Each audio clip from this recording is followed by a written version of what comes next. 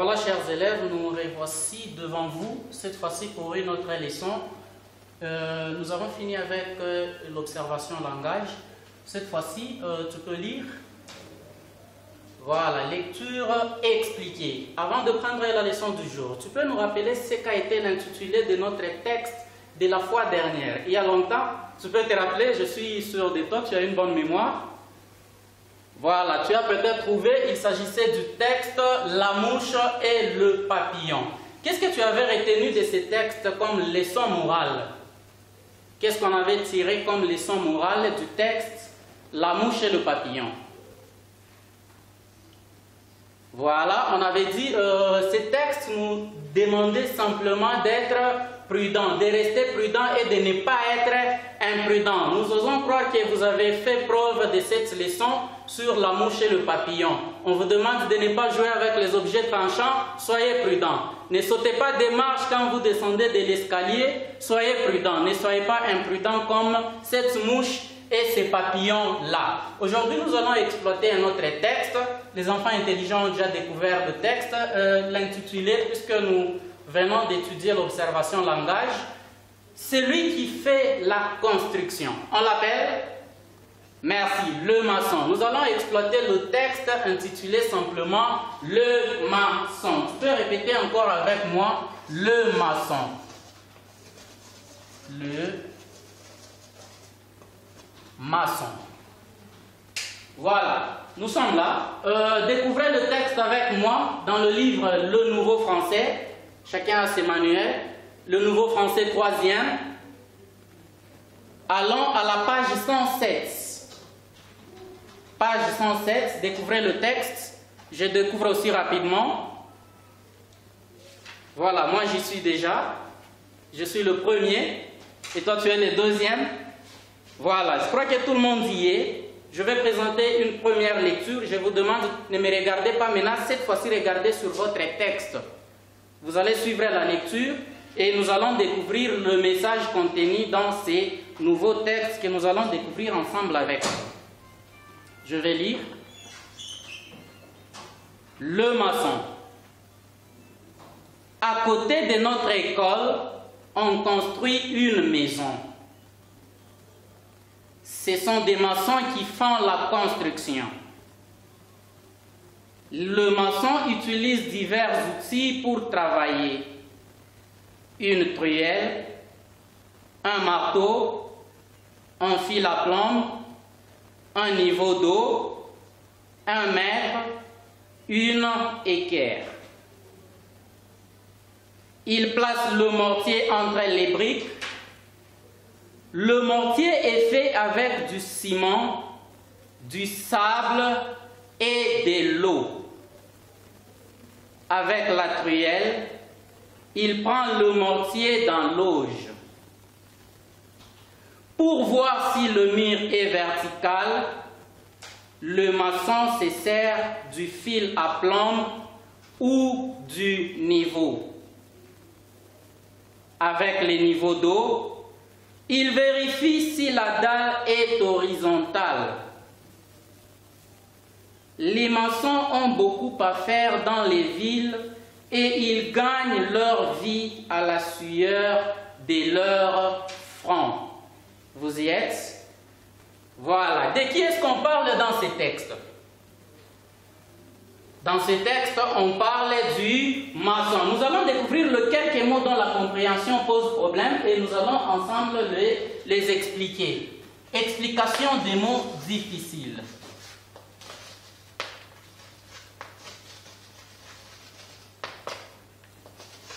Explication des mots difficiles.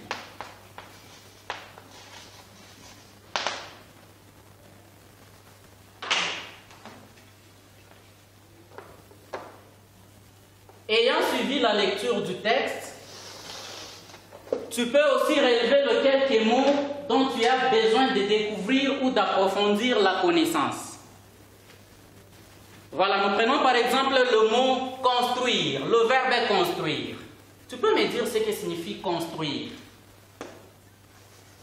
lorsqu'on dit construire. Tu peux me trouver un petit mot qui est synonyme de construire. Très bien, construire signifie encore bâtir, soit encore édifier. Voilà, bravo à vous, vous êtes braves comme vous l'avez toujours été. Nous venons de voir construire signifie bâtir, construire signifie aussi édifier. Une truelle, comme deuxième mot.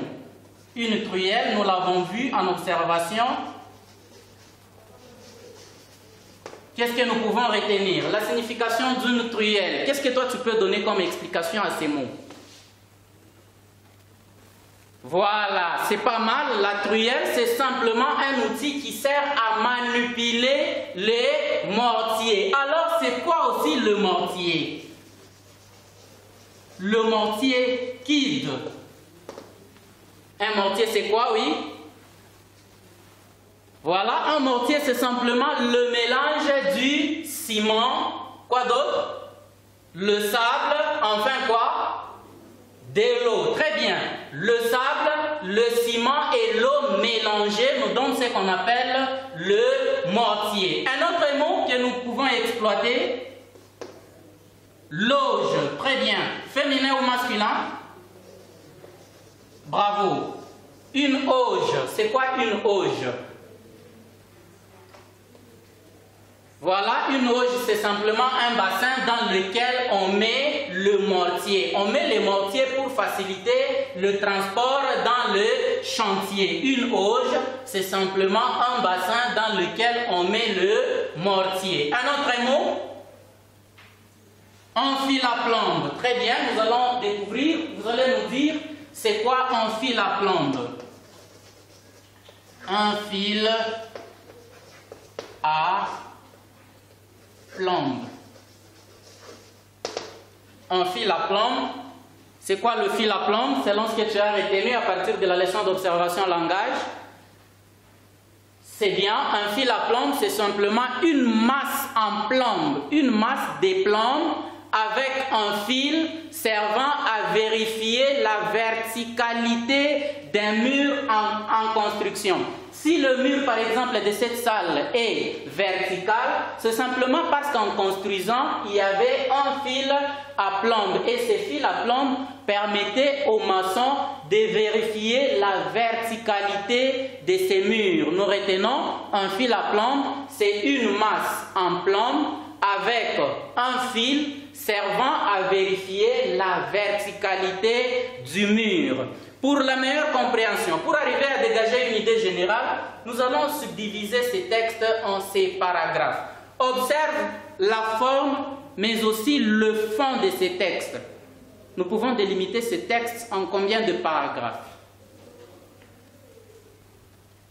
Tu as peut-être retrouvé, j'ai aussi trouvé que ce texte est subdivisé en 4 paragraphes. Le premier paragraphe commence avec quel mot?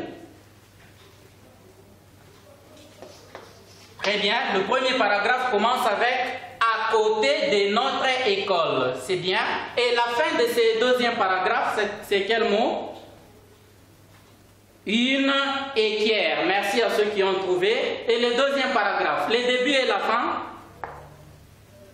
Il place jusqu'à et de l'eau. Troisième paragraphe, ça commence où et ça se termine où?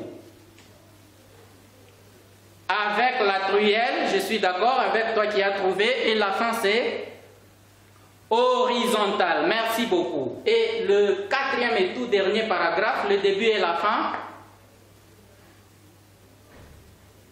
Voilà, bravo à toi qui as trouvé. Et à toi qui n'as pas trouvé, retiens, regarde bien, le dernier paragraphe commence avec les maçons et se termine pratiquement à la fin du texte avec les mots font. On dit, les maçons ont beaucoup à faire dans les villes et ils gagnent leur vie à la sueur de leur front. Ayant délimité les différents paragraphes, nous avons lu ces textes avec vous. Qu'est-ce que tu peux retenir? Qu'est-ce que nous pouvons retenir ensemble comme idée générale de ces textes ici? Réfléchis et dégage l'idée générale.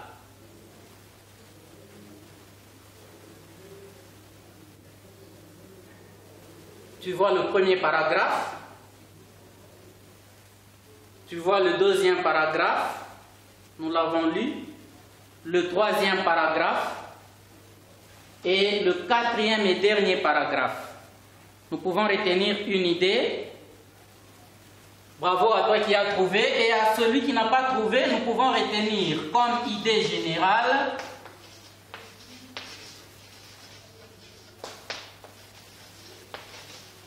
l'idée générale du texte. Moi je crois qu'on peut dire, à travers ce texte, l'auteur nous parle simplement des outils du maçon, de ses matériaux, ainsi que de l'utilité du maçon, puisque sans les maçons, on n'aurait pas d'habitat. Voilà, l'auteur nous parle d'abord des différents outils du maçon. Il nous parle aussi de matériaux, des différents matériaux que le maçon utilise.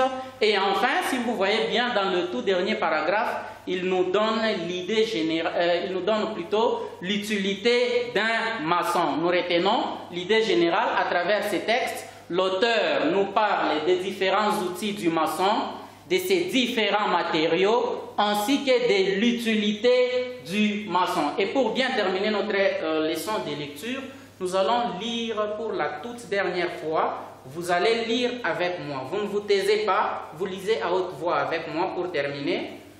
Le maçon.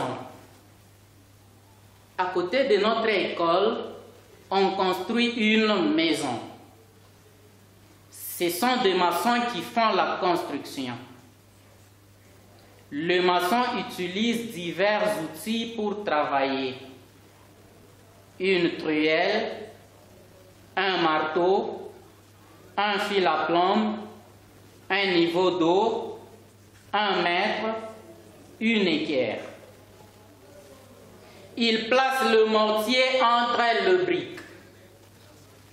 Le mortier est fait du ciment, du sable et de l'eau. Avec la truelle, il prend le mortier dans l'auge. Pour voir si le mur est vertical, le maçon se sert du fil à plomb ou du niveau. Avec le niveau d'eau, il vérifie si la dalle est horizontale.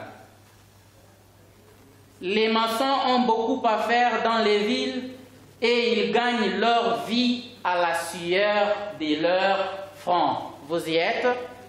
Très bien. Vous allez prendre les résumés que vous avez déjà avec vous et merci, à la prochaine.